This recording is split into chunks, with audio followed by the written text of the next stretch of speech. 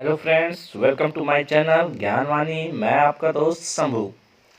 आज हम लोग बात करेंगे सिंधु घाटी सभ्यता के उद्भव के कारणों पर, या इसी को हम दूसरे रूप में देख सकते हैं, सिंधु घाटी सभ्यता के उद्भव और विकास को रेखांकित करें।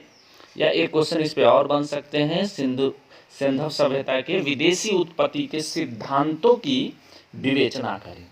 इस सारे के जवाब एक ही हैं, तो इसको ध्यान से हम लोग देखते हैं क्या उद्भव के कारण क्या है। तो किसी भी सभ्यता के उद्भव का कोई एक व्यक्ति, जाति, समूह या नगर से नहीं होता, बल्कि हजारों वर्षों के अनुकूल परिस्थितियों जैसे पर्यावरणीय स्थिरता, सामाजिक दायित्व व आर्थिक क्रियाकलापों के परिणाम स्वरूप होता है, जो मैंने यहाँ आपके लिए ये छोटा सा परिचय तैयार किया है। औपनिवेशिक काल में सिंधु घाटी सभ्यता के क्षेत्र में जो अनुसंधान कार्य हुए थे वह अपर्याप्त थे, तथा इनके आधार पर जो इतिहास लिखा गया वे औपनिवेशिक नीति से प्रेरित थे। इसे हम जब एक एक करके जब देखेंगे तो ये स्पष्ट हो जाएगा। इसमें जो है पहला सिद्धांत जो एक प्रचलित है वो है मिस्र व सुमेर के व्यापारियों द्वारा जो है सिंधु घाटी सभ्यता की स्थापना की गई। दूसरा जो कारण बताया गया है बलूचिस्तान के ग्रामीण संस्कृति द्वारा। तीसरा जो है वो है घुमंतू कबीले के द्वारा। और चौथा है स्थानीय विकासात्मक प्रक्रिया के द्वारा। ये सबसे लेटेस्ट है, वर्तमान समय में जो है इसी के माध्यम से हम इसके सभ्यता को समझते हैं। अब हम बारी बारी से इसे देखते हैं। जो पहला मैंने कहा कि मिस्र व सुमेर के व्यापारियों द्वारा यह सिद्धांत जो दिया गया है, इसको हम लोग इस पर गौर करते हैं। मिस्र व सुमेर की सभ्यता से सिंधु सभ्यता के बीच साम्यता स्थापित करने का जो मुख्य कारण है कि सैंधव क्षेत्र से जो सामान प्राप्त हुए हैं, जो सामग्री प्राप्त हुई है, उसको माना जाता है। जैसे पक्की ईंट, श्रमिक बैरक, मुद्रा व अन्य सामग्री प्रस्तुत किए जाते हैं।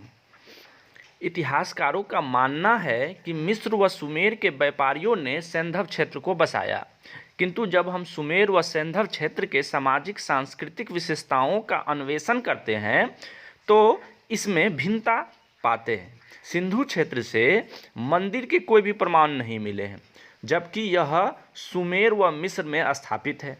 भवनों के निर्माण में भी भिन्नता है। सुमेर की अपेक्षा सैंधव क्षेत्रों में नगर अधिक नियोजित हैं।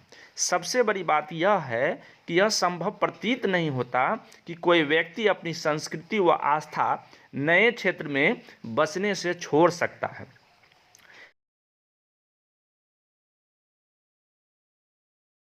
विलासिता एवं वैभव को स्पष्ट करती है। यहाँ अलंकृत राजभवन, भव्य मंदिर, विशाल कब्रगाह, नगरों का निर्माण में निरंकुशता दिखाई देता है। मिस्र के पिरामिड, समाधियाँ जनसाधारण के प्रति जो है निर्ममता का प्रतीक है। मिस्र व सुमेरी नगरों में नगर निर्माण भी नियोजित नहीं है, जबकि इसके विपरीत सैंधव सभ्यता में जो है निर्माण जो है कॉलोनियों की तरह नजर आता है। निर्माण के पूर्व निर्माण की योजना बनाना, सामग्री की एक रूपता, वास्तुशास्त्र के प्रति विशेष ध्यान इसकी विशेषता है। सैंधव भवनों में सादगी है, भव्यता नहीं है, जबकि कि मिस्र और सुमेर की जो सभ्यता है वहाँ पर पिरामिड जैसे जो चीज़ें हैं वो भव्यता का प्रतीक है। अगर मिस्र व सुमेरी लोग के द्वारा सिंधु सभ्यता का उत्पन्न होती या विकास किया जाता तो यह जो सांस्कृतिक और सामाजिक जो परिवर्तन दिखाई देती है वो सिंधु घाटी सभ्यता में भी दिखाई देता।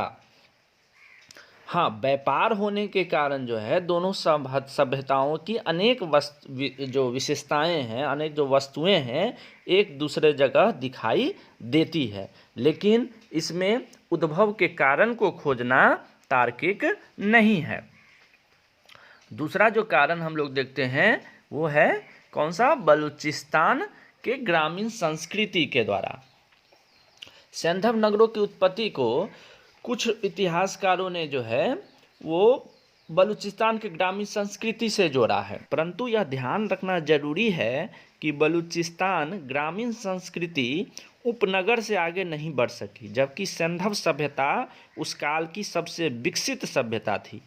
एक अन्य विदेशी सिद्धांतों में घुमंतू कबीलाई द्वारा सिंधु सभ्यता के उद्भव को जोड़कर देखा जाता है, किंतु ऐसा विचार करना मुश्किल है क्योंकि उस काल में सीमित संसाधन के रहते हुए तथा कबीले जीवन पद्धति को देखते हुए संभव प्रतीत नहीं होता है।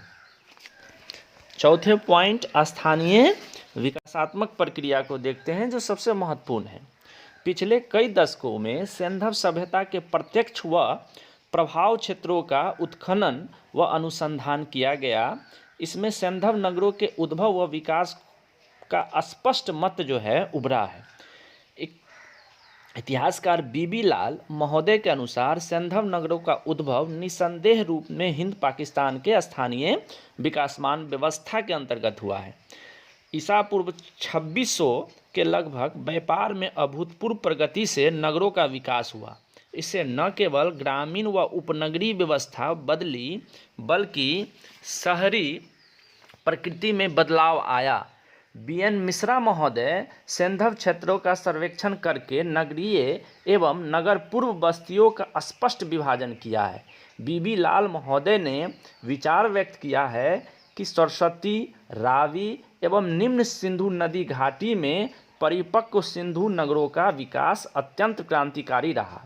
इनमें विकासात्मक समानता भी दिखलाई देती है, जिनमें ईंटों का निर्माण, कला, अनुपात, माप बाट, चाक पर बने बर्तन, हथियार, उपकरण आदि एक समान प्रतीत होते हैं। हालांकि इनमें तकनीकी अंतर भी है। सैंधव सभ्यता के परिपक्व चरण में नगर नियोजन अत्यंत विलक्षण रहा। एसपी गुप्ता महोदय ने अपनी पुस्तक the dawn of Indus valley civilisation में सैंधव उत्कर्ष चरणों को 4 भागों में विभाजित किया है। इनमें पहला विकास काल 4000 से 3500 ईसा पूर्व, दूसरा प्रारंभिक काल 3500 से 2800 ईसा पूर्व, तीसरा परिवर्तन काल 2800 से 2600 ईसा पूर्व और प्रौढ़ काल 2600 से 1900 ईसा पूर्व। इसी प्रौढ़ काल में लोथर नगर की स्थापना हुई है। इस क्रम को आप ध्यान से अगर देखेंगे तो यह स्पष्ट हो जाता है कि सिंधु घाटी सभ्यता का उद्भव स्थानीय विकासमान प्रक्रियाओं के द्वारा ही हुआ है। तो अभी तक जितने भी विदेशी उत्पत्ति के सिद्धांत को वर्तमान समय में खारिज कर दिया गया है, इसी को सारे को चर्चा करते हुए आपको अपना उत्तर सबमिट करना है। निष्कर्षतः कहा जा सकता है कि सैंधव सभ्यता का विकास विदेशी लोगों द्वारा न होकर स्थानीय लोगों द्वारा एक विकासात्मक प्रक्रिया द्वारा हुआ, तथापि विदेशी व्यापार जैसे मिस्र व सुमेर के व्यापारियों द्वारा इसे ऊर्जा दी गई या प्रेरणा दी गई, ऐसा हम लोग कह सकते हैं। ठीक है, तो आज हम लोग यहीं पर इसको समाप्त करते हैं। ठीक है, अगले वीडियो में अगले सब्जेक्ट की बात होगी। धन्यवाद।